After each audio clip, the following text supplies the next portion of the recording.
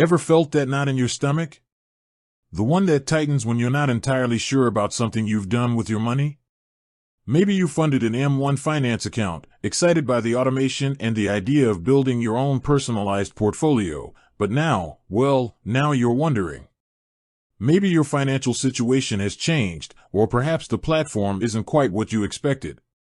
The big question echoing in your mind, the one we're tackling head-on today, is this: can I get my money back from M1 Finance? Before we dive into the specifics of withdrawals and account closures, let's take a moment to understand what M1 Finance actually is. For those unfamiliar, M1 Finance is an online financial platform that combines features of automated investing, often called robo-advising, with the flexibility of self-directed investing.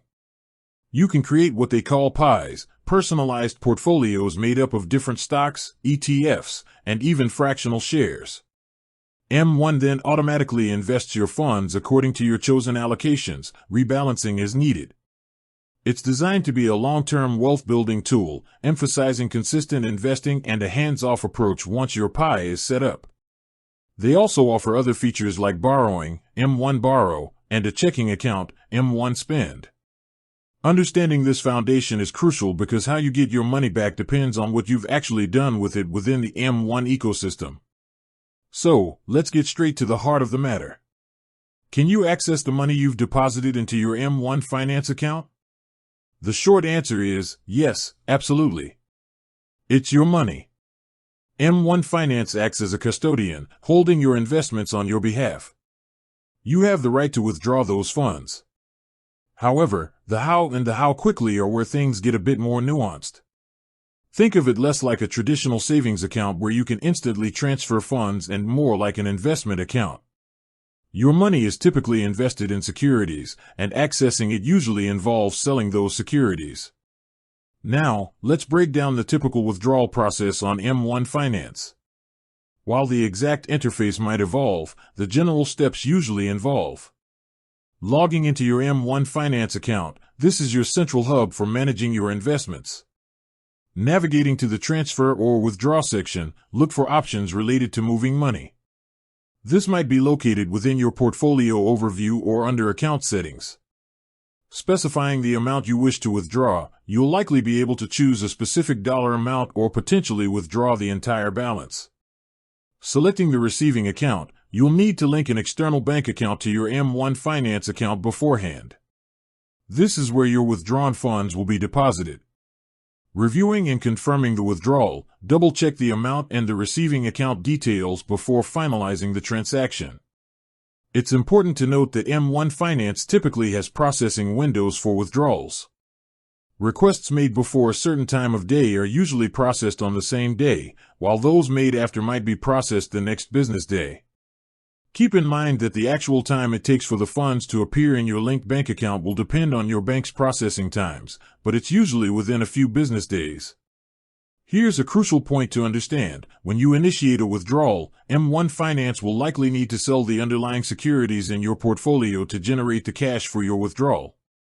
This means that the value you receive might be different from the value of your holdings at the exact moment you initiated the withdrawal request. Market fluctuations can occur between the time you request the withdrawal and when the trades are executed. If the market goes down, the value of your sold securities will be lower.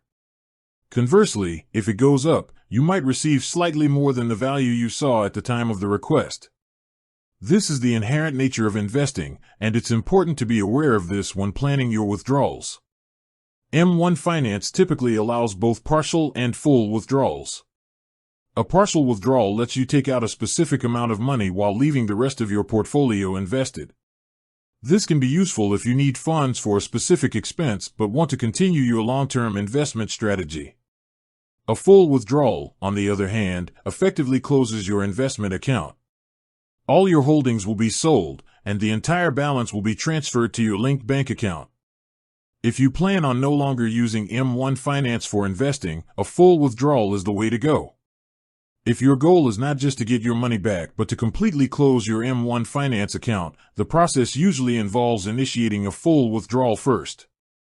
Once your balance reaches zero, you will typically need to contact M1 Finance's customer support to formally request the account closure. They might have a specific procedure or form you need to fill out. It's always a good idea to confirm the account closure with them to ensure it's processed correctly and that you won't incur any further fees or receive any unexpected communications. While M1 Finance generally doesn't charge direct fees for withdrawals, it's always wise to be aware of potential indirect costs. For instance, if you're selling securities held for less than a year in a taxable account, you might be subject to short-term capital gains taxes, which are taxed at your ordinary income tax rate.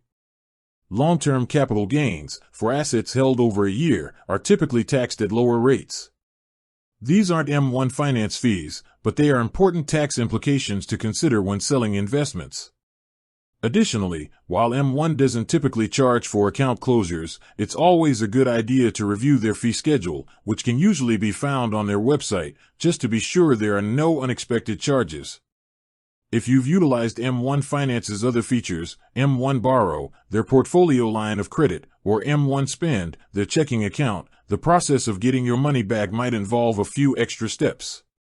If you have an outstanding balance on M1 Borrow, you'll likely need to repay that loan before you can fully withdraw your investment funds.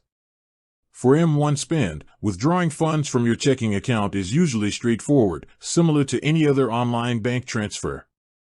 However, if you're closing your entire M1 Finance relationship, it's essential to ensure both your investment and spend accounts have been fully emptied and any outstanding balances are settled. We touched on this earlier, but let's reiterate the typical time frames.